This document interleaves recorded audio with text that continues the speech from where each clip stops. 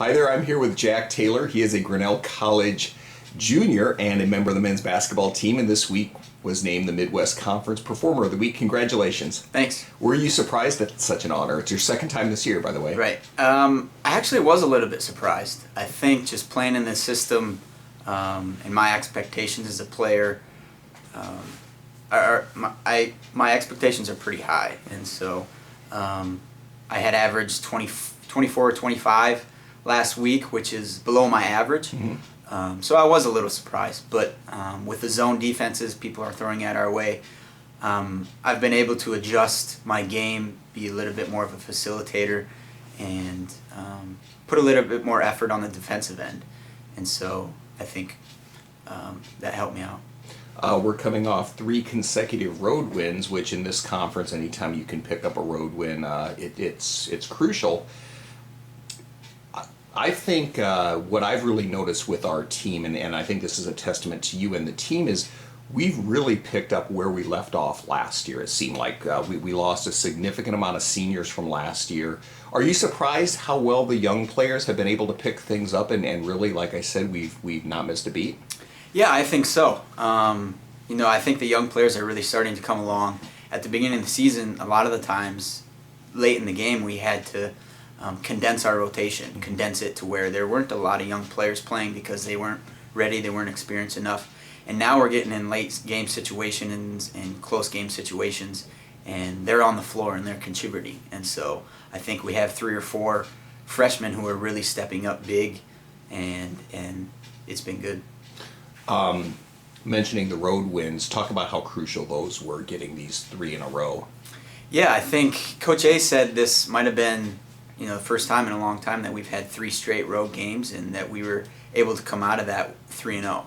And so that was big for us. We're second in the conference right now, and hopefully we can continue to win games and let everybody else beat up on each other for those last 2 spots. And so we're sitting in a good position right now because we've been able to sustain our winning on the road.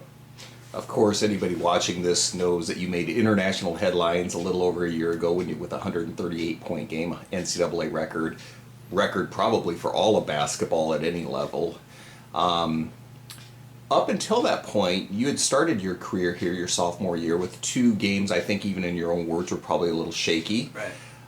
How did your life change between November 19th, 2012 and 24 hours later, November 20th, 2012? Yeah, it was kind of like a dream, really. It was my life hasn't really been the same since, and just afterward, just going through the fun of all the interviews and all the attention, but at the same time trying to remain humble, which has been difficult. But as a Christian, I put my faith in God, and that's really been my foundation in staying humble. And so I think I've changed, but at the same time, I'm still the same guy.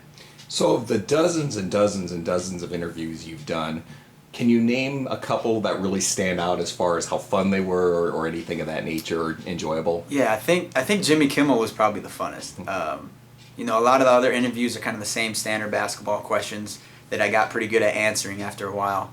But Jimmy Kimmel kind of threw some crazy questions at me, and it was a lot of fun. Yes, I remember the last thing his people had mentioned to us was, "This is going to be fun," in an email, and I'm sure, like you, I was thinking, what's this going to be? Yeah. But that was a great interview. Speaking of, you had mentioned your faith. That's one thing that had come out in some of your earlier interviews, and people started picking up on that. I know there were some Christian radio stations, talk shows that interviewed you, and then after that came some speaking engagements. How many of those have you done, and where have you all gone, and what have you talked about? Yeah, I've probably been to a dozen churches or youth groups. Even this summer I went to a few youth camps to really just share my faith as a Christian. And it's been a blast. That's been one of the highlights of this whole experience, is being able to reach out to the youth and kind of share my testimony and what God has done in my life. And so it's been really, really fun to try to point others to Jesus through this whole experience and through the platform that God has given me. Absolutely. Of course, this 138-point performance a year ago also offered some perks. You got to go to the State House. Had a representative, U.S. Representative Bruce Braley visit here. But I think I would suspect maybe the thing that stands out most is throwing out the first pitch at a Brewers game. Tell me a little bit about that as far as how that all worked out. Yeah, that was fun too. And I had never played baseball my whole life. And so I was a little bit nervous. But, you know, I had grown up throwing rocks at my sisters and stuff. And so I was kind of nervous. But fortunately enough, I was able to keep it out of the dirt and throw a strike. I think it was a near strike. Yep. You hit the outside corner. Yeah. But it was fun talking to the Brewers players. I mean, they told me that they saw what I had done and that they thought it was amazing. And so it was just kind of cool seeing these professional athletes who were some of the best baseball players in the world come up to me and say, "Hey, I know who you are. What you did was great." It was a good feeling. Did you practice a lot before that? I mean, I know you did in the parking lot prior to. Yeah, I didn't practice a whole lot, but my fiance's dad used to play baseball, and she pointed me to him, and he kind of taught me a cool wind-up to do and stuff like that. So I had a little bit of fun. Well, like we said, this all came after the 138 point performance. Fast forward to this year, second game into the season, you scored 109. Tell me, how was that game different compared to your 138 point game? It was a little bit different, just in the context of the game. It came in the flow of the offense, and so last year when I scored 138, it was kind of me shooting the basketball and dribbling the basketball while everybody else stood around. And this year was a little bit different. I came off screens and was catching and shooting, and it was really in the flow of the offense. And really, I was able to be more efficient, and so I shot 50% from 2 and from 3. So my shooting percentage was a lot better, and so I think it was almost a better game. Another interesting thing that happened this year is one of your teammates, Pat Maher, broke the NCAA record for assists in a game. How great was that for you to be able to see somebody else on the team experience the limelight, I guess? Yeah, that was an unbelievable experience. You know, I was just so happy for him because I knew what I had experienced with all my great teammates, and so when he broke the record, I just wanted to be supportive and encouraging, just like my teammates were with me. And so I tried to do that with him, and I think he enjoyed it as well because it takes a heck of a point guard to have that many assists. I know I couldn't do it. You had last year as a first-year player, still new to the system. This year, now that you have a year under your belt, you're a junior, have you found yourself more of a leader this year than last? I mean, I'm not saying you weren't last year, but have you become more of a leader? A little bit, yeah. Just also understanding the system a little bit more. I can direct guys and, you know, kind of counsel the freshmen a little bit. And with all these zone defenses that people are throwing my way, I can't just kind of be quiet and just, you know, go off for 40 or 50 every night. You know, these zone defenses are really requiring me to get my teammates involved and get them in the right positions. So that has really challenged me to become more of a leader and be more of a complete player. How many times have you been asked by people, can somebody ever go higher than 138 points? Have you been asked that a fair amount? Yeah, I think a lot of people,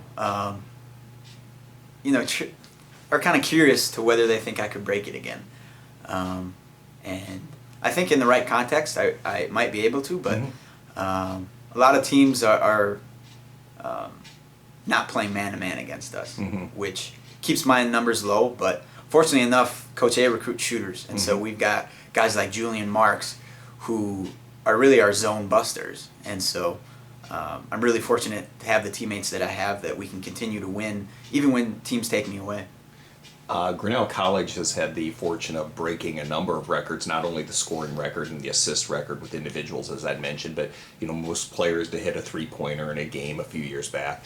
What do you think could be the next record broken either by a Grinnell College team or individual? Yeah, I'm not really sure. I think some team goals that we might have next year is to see how many points we can average as a team. I know the national record is around 130, so that would be kind of fun. But yeah, I think the system's pretty cool because you can get hot one night, and really anything can happen. And so that's really exciting. And I'm not really sure what other records we can break right now. I think we're just focused on going into the tournament with some momentum, with some teamwork, with some chemistry. And like I said, with the system, anything can happen when you get hot. And so we play a nationally ranked team like St. Norbert. Anything can happen if we shoot the ball well. When you go on the road and you play various games, how much attention do you get from the opposing team's fans, either for autographs or whatever?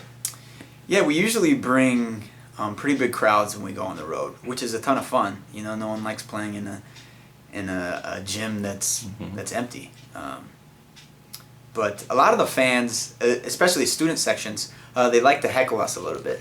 I don't know if it's just because we're different or we've been successful in what we do, but I actually enjoy that, and I know some of my teammates enjoy that as well. That, you know, they're pretty disrespectful towards us, but that just gets us motivated to, you know, kind of brings the competition out of us. So you had mentioned a little bit about down the stretch. What do you think the team? What is the goal to win the conference tournament at this point? It is, yeah. Just hopefully we can go into the conference tournament in the number 2 position. Let the other teams kind of fight it out for the 3 and 4 spot. You know, obviously win our first game, and you know, hopefully anything can happen. I think if we win our first game, we'll most likely play St. Norbert at their place, and we've actually done pretty well against them the past 2 years, and so hopefully we can do that again. And the backdrop just dropped down behind you, so apparently our taping job didn't do too good didn't hold too well. But anyway, this is Jack Taylor, this week's Midwest Conference Men's Basketball Performer of the Week. Thank you very much, and congratulations, Thanks. and good luck the rest of the way. Appreciate it.